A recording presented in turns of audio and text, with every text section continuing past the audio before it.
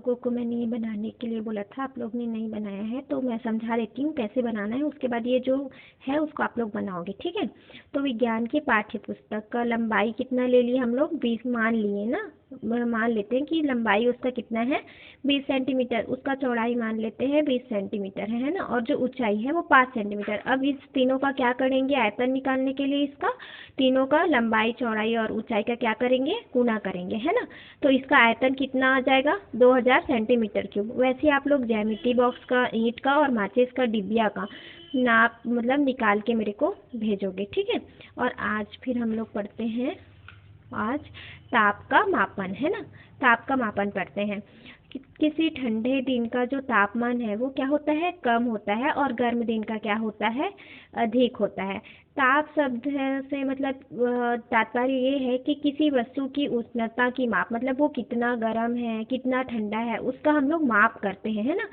वही उसी को हम लोग बोलते, उस वस्तु का मतलब जो क्या है, ताप कहलाता है। जैसे कि बर्फ का ताप उबलते पानी की तुलना में क्या होगी, कम होता है। जैसे बर्फ का पानी का ताप ना कम होगा, है ना, मतलब बर्फ के पानी में, फिर लेकिन वो गर्म पानी मतलब उबलते पानी की तुलना में मतलब कम होता है ना, तो उबलते पानी का ताप क्या होगा, अधिक होगा। ताप मापने के लिए हम लोग ताप मापी का उपयोग करते हैं। व्यवहार की दृष्टि से अगर हम लोग देखें तो ताप का जो मापन है वो डिग्री सेल्सियस में किया जाता है। पिछली बार हम लोग ने और पढ़ चुका है इसको, है ना। तो ताप का जो एसआई मात्रक होता है वो क्या होता है, केल्विन होता है, ठीक है। अब देखते हैं, सेल्सियस स्केल और केल्विन स्केल के तापों में निम्न संबंध होता है। जो सेल्सियस स्केल और केल्विन स्केल के ताप में बहुत निम्न संबंध होता है। जैसे कि ताप टी मतलब ताप का, है ना, डिग्री सेल्सियस बराबर 273 प्लस टी, है ना, और के मतलब केल्विन, है ना। तो उसमें उदाहरण के लिए चलो हम लोग ताप कितना ले लिए, 40 अंश सेल्सियस ले लिए, है ना। तो 273 में यहाँ पे ताप की जगह में कितना लिए हम लोग, 40 अंश सेल्सियस लिए हैं ताप, तो यहाँ पे कितना आ जाएगा, 40। तो फिर इन दोनों को क्या कर देंगे, जोड़ देंगे, तो फिर किसका निकल जाएगा, केल्विन निकल जाएगा, कि कितना केल्विन वो होता है, केल्विन स्केल का मान, है ना। वैसे ही अगर 40 की जगह हम लोग 100 अंश सेल्सियस लिए, है ना, तो 273 प्लस 100 कर मतलब जोड़ देंगे इन दोनों को, तो केल्विन कितना आ जाएगा, 373 के, ठीक है। अब देखते हैं साधारण तापमापी, है ना, जो साधारण तापमापी होता है वो देखते हैं। चित्र 6.22 में साधारण तापमापी, है ना, दिखा है ये जो क्या है, ये जो है वो साधारण तापमापी है, ठीक है। इसमें जो मतलब क्या होती है, इसमें मोटी दीवार वाली किंतु एक समान एवं बहुत बारीक छिद्र वाली कांच की क्या होती है, नली होती है। इसमें बीच में जो है ना एकदम बारीक, है ना, एकदम मोटी दीवार वाली किंतु एकदम बहुत बारीक छिद्र वाली क्या होती है, कांच की नली होती है अंदर में, है ना। इसको हम लोग क्या बोलते हैं, इसको हम लोग केस नली बोलते हैं, ठीक है। इस नली में एक सिरे पर एक बल्ब होता है। जो ये सिरा है उसमें देखो एक छोटा सा दिख रहा होगा, आप लोग अपनी पुस्तक में देखना है ना, वीडियो में नहीं दिख रहा होगा, तो एक बल्ब है। नली का दूसरा जो सिरा है, जिसका ये एक सिरा जो है वो क्या होता है, बंद रहता है ना। तापमापी बल्ब में जो इसमें इसके अंदर हम लोग क्या करते हैं, पारा भरा रहता है ना। और केस नली जो है ना, इसके बाहर में देखो बाहरी सतह पर सेल्सियस के क्या लगे हुए हैं, चिन्ह लगे होते हैं, ठीक है। तो जैसे ही ताप बढ़ता है ना, ताप बढ़ने पर तापमापी बल्ब में भरा जो पारा रहता है, जो इसमें पारा भरा रहता है ना, वो क्या करता है, एक चमकदार रेखा बनाता हुआ क्या करता है, जैसे जैसे ताप बढ़ते जाता है तो एक रेखा की लंबाई में वो क्या करता है, बढ़ता जाता है ना। और ताप जैसे ही कम होते, वो जब अगर ताप बढ़ेगा तो वो एक पतली सी लाइन बनाते हुए ना पारा ऊपर चढ़ते जाता है, ठीक है। और अगर वो मतलब ताप कम होता है ना, ताप अगर कम होता है तो जो कम होने पर वो जो पारा क्या है, वो नीचे की ओर सिकुड़ता जाता है ना। तो ये मतलब इस चमकदार रेखा की लंबाई घटने लगती, मतलब जैसे हम लोग अगर ताप कम करेंगे, है ना, तो वो क्या होगा, उसकी लंबाई जो है वो क्या है, घटने लग जाएगी, है ना।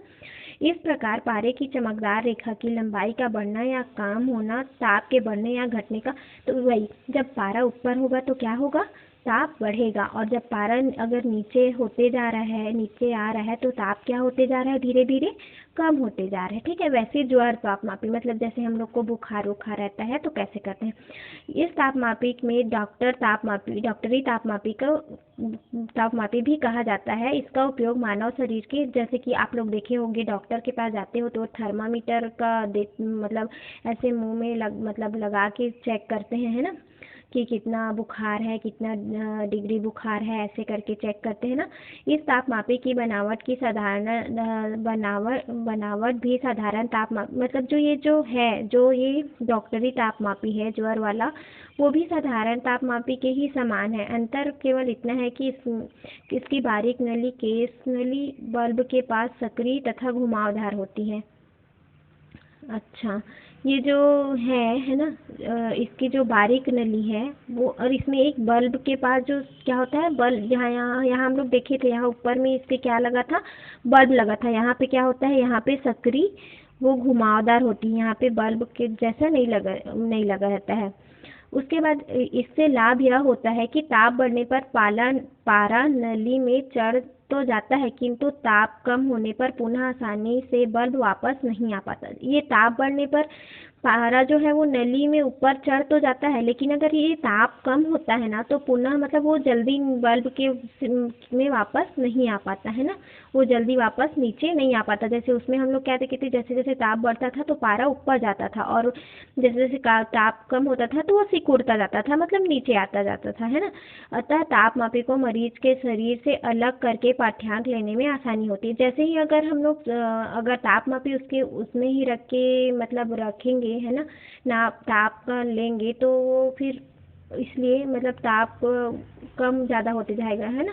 तो इसलिए जो तापमापी का जो पाठ्यांक है वो नोट करेंगे, तो हम लोग मरीज के शरीर से निकाल के ही उसका कि आपको कितना डिग्री बुखार है वो सब हम लोग देखते हैं, है ना। आजकल डिजिटल वाला आ गया है थर्मामीटर, है ना। डॉक्टरी तापमापी को दोबारा उपयोग में लाने से पहले झटका देकर उस ऊपर चढ़े पारे को बल्ब में उतार लेना चाहिए। जो ऊपर मतलब जो पारा है उसको अगर ऊपर चढ़ा हुआ है तो उसको हम लोग ऐसे हाथ से झटका देके वो चढ़ा हुआ जो पारा रहता है उसको बल्ब के क्या करते हैं, नीचे उतारते हैं, है ना। ठीक है, ये देखो, ये है उसका डॉक्टरी ज्वर तापमापी जिसे मापते हैं, है ना। अब देखते हैं आगे क्या है। स्वस्थ मानव शरीर का ताप कितना 37 तथा 98.6 डिग्री फ़ारेनहाइट होता है। अतः ज्वर तापमापी में 35° से 42° तक के चिन्ह अंकित होते हैं।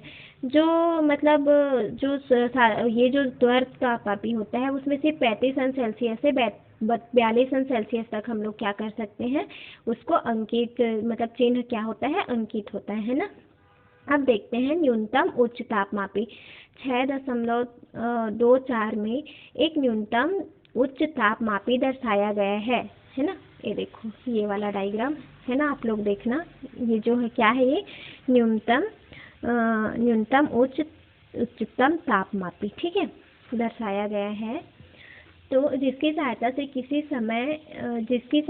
से किसी समय अंतराल में किसी स्थान के न्यूनतम और अधिकतम ताप को ज्ञात किया जाता है। जो कोई समय अंतराल में, है ना, जो एक समय अंतराल में मतलब थोड़ा देर बाद फिर मापे, समय अंतराल मतलब जैसे अभी थोड़ा देर में मापते फिर 1 घंटे बाद फिर मापेंगे, तो इससे किसी स्थान की न्यूनतम मतलब जैसे कोई जगह है उसका न्यूनतम और अधिकतम जैसे कि मान लो आपके गांव का तापमान अलग रहेगा, दूसरे गांव का जाके देखोगे तो उसका तापमान अधिक है या कम है, वो चीज़ मतलब किसी स्थान का मतलब कोई जगह का, है ना, मापते हैं। अब देखते हैं क्रियाकलाप 8, है ना।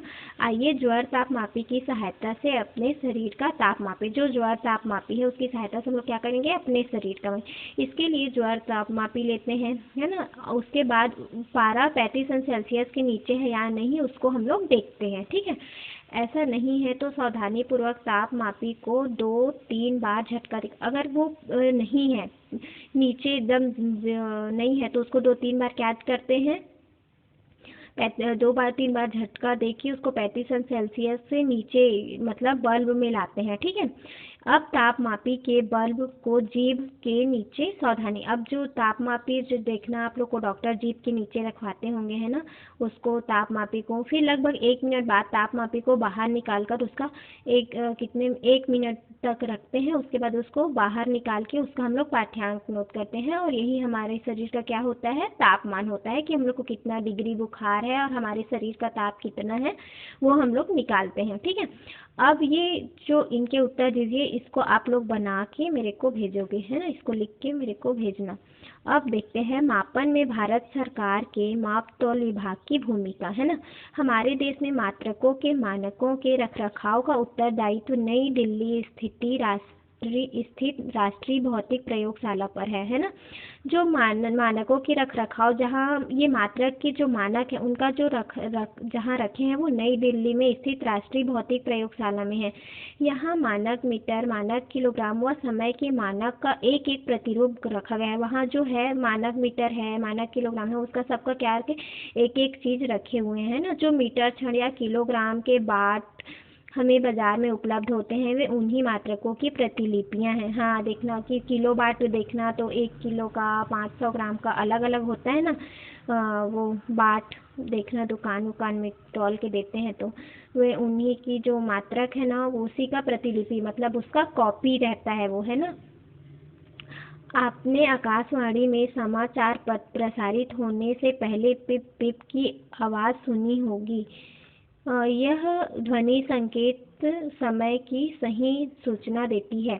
यह संकेत राष्ट्रीय भौतिक प्रयोगशाला नई दिल्ली द्वारा ही प्रदान किया जाता है। जैसे आकाशवाणी से मतलब समाचार प्रसारित होने से पहले जो पिप पिप मतलब वो बजता है, फिर उन लोग बताते हैं ना कि कब मौसम ऐसा रहेगा, कब ऐसे रहेगा, ऐसे करके, वही है। ठीक है, उसके बाद भारत सरकार का वो भी जो है नई दिल्ली की उसमें रखा है ना, प्रयोगशाला में, राष्ट्रीय भौतिक प्रयोगशाला में।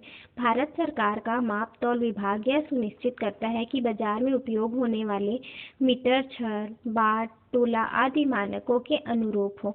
जो भारत सरकार की माप तौल विभाग है वो यह सुनिश्चित कर देता है कि जो बाजार में उपयोग हो रहा है वो मीटर, क्षण, बाट, तोला आदि वो मानकों के क्या हो, उसके अनुरूप, मतलब उसी के जैसे हो, है ना। जब आप कपड़ा, पाइप आदि ऐसी वस्तुएं खरीदते हैं तो लंबाई मापकर बेची जाती है। तब यह सुनिश्चित कर लें कि मीटर, क्षण ठीक है या नहीं, है ना।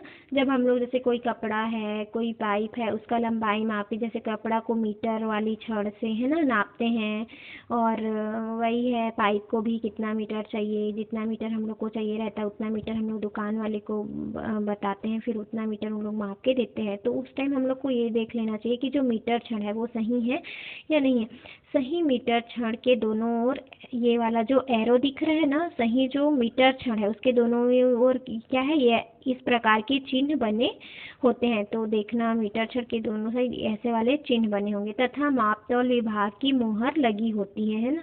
जो यहाँ पे मोहर है वो लगी होती है, जैसा कि नीचे चित्र 6.25 में दिया गया है। ये देखो यहाँ पे दिया गया है ना, सही मीटर। देखो दोनों साइड क्या किए हैं, एरो लगा हुआ है ना। और इसमें जो है वो मापतौल विभाग की क्या लगी होती है, मोहर लगी होती है। और ये जो क्या है, गलत मीटर, जिसको इसमें दोनों साइड वो एरो नहीं है ना, तो ये क्या है, ये वाला गलत है ना। तो जब आप द्रव्यमान मापकर वस्तुएं खरीदते हैं तब आपको यह सुनिश्चित कर लेना चाहिए कि उपयोग की जाने वाली तुला और बाट सही हो। मतलब जो हम लोग द्रव्यमान मापक वस्तु खरीदते हैं जैसे कि, तो उसमें देख लेना चाहिए कि तुला या बाट सही है या नहीं। तुला दंड पर केंद्रीय अक्ष के दोनों ओर माप तौल विभाग की मुहर लगी होती है। जो क्या हो, तुला दंड है उसके केंद्रीय अक्ष पर क्या होती है, दोनों ओर माप तौल के विभाग की क्या लगी होगी, मोहर लगी थी। इस तरह सही बाट के ऊपर उसका भार लिखा होता है ना। सही बाट के ऊपर जो क्या रहता है, उसका भार लिखा होता है। इसकी तली में एक छिद्र होता है जिसमें थोड़ा सा शीशा भरा होता है। उसके नीचे में देखना थोड़ा सा क्या रहता है, शीशा भरा होता है। शीशे का उपयोग बाट के द्रव्यमान को उचित करने के लिए करते हैं। जो शीशे का उपयोग है वो बाट का जो द्रव्यमान है उसको उचित करने के लिए। इस प्रकार जो है हम लोग माप तौल विभाग की मोहर लगी होती है और अगर उसमें मोहर नहीं लगी हुई है तो ऐसे बातों में कम या अधिक तौला जाएगा, है ना, या कभी हम लोग को कम मिलेगा या अधिक मिल, है ना। भारत के समस्त दुकानदारों को माप तौल विभाग के मानकों व निर्देशों के अनुसार अपनी मीटर, छड़, बाट व तराजू का प्रमाणीकरण प्रतिवर्ष कराना होता है। भारत के जो समस्त जितने भी दुकानदार हैं उसको माप तौल विभाग से अपने मानक जो उन लोग रखे हैं मात्रक मापने वाला वह निर्देश के अनुसार, है ना, अपनी मीटर छड़ है जो उनका मीटर छड़ है, बाट है, तराजू है, उन सब का क्या करना चाहिए, प्रमाणीकृत हर वर्ष उन लोग को कराना चाहिए, है ना। तो आप लोग आज यही ख़त्म करते हैं। तो आप लोग मेरे को आंसर वो करोगे और इसको अच्छे से पढ़ोगे, है ना, जो हमने सीखा है ना इसको अच्छे से पढ़ लेना आप लोग अपनी बुक से, ठीक है।